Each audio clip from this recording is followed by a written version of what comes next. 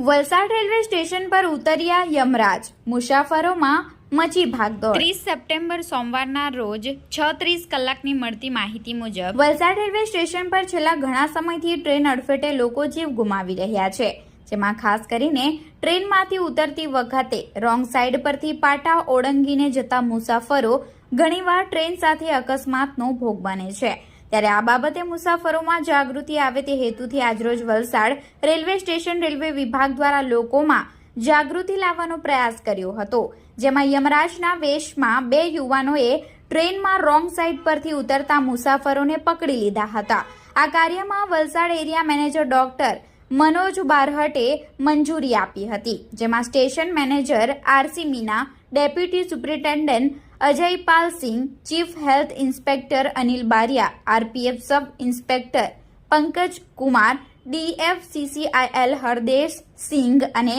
Vijender Singh, Valsad railway station પર ફરજ બજાવતા સામાજિક કાર્યકર્તા